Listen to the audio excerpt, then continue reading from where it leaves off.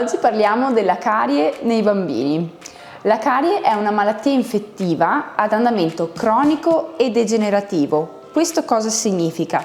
Che ci mette molto tempo per causare un reale danno al dente, ma soprattutto è causata dai batteri, che sono questi germi che noi abbiamo su tutta la superficie del corpo, ma che sui denti trovano delle nicchie in cui nascondersi e trovano soprattutto del materiale da mangiare, dei residui di cibo, le cellule che abbiamo della saliva, della lingua. In questo modo i batteri mangiano, nel loro metabolismo producono acidi che vanno a corrodere il dente.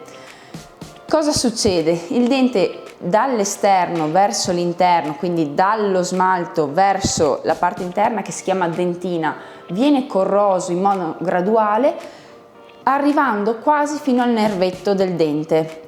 I batteri non lo sanno se i denti sono da latte o se sono permanenti, il processo è identico, ma il dente da latte per la sua struttura è leggermente più fragile. Questo cosa significa? Che una carie procede molto più velocemente, quindi anche il bambino molto piccolo può avere dei batteri particolarmente aggressivi in un dente magari non molto forte, un pochino più debole.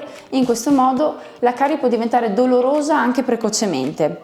Per questo è importante portare il bambino dal dentista il prima possibile, perché noi riusciamo a prevenire dando i consigli giusti ai genitori e curare in maniera efficace la carie prima che diventi dolorosa. Cosa si fa per prevenire la carie? Prima di tutto si spazzolano i denti prima che escano dalle gengive, cioè il neonato ancora prima che abbia i dentini in bocca, quindi prima dei 6 mesi appena nato, con i guantini o con una garzina imbevuta di acqua fisiologica, deve avere la bocca detersa almeno 2-3 volte al giorno, meglio se dopo la poppata. A seguire, quando cresceranno i dentini, all'inizio saranno soltanto i 2 piccoli dentini da latte qui davanti, gli incisivi, dovranno essere spazzolati con uno spazzolino da dito, quindi molto piccolo, e una piccola quantità di dentifricio al fluoro. Crescendo, spuntando altri denti, andremo ad utilizzare uno spazzolino con il manico e un pochino alla volta andremo a detergere correttamente anche i settori posteriori. Logicamente, prima abituiamo il bambino a queste manovre, più efficace sarà lo spazzolamento. Il tempismo e la prevenzione sono sempre le cose più importanti anche nelle carie.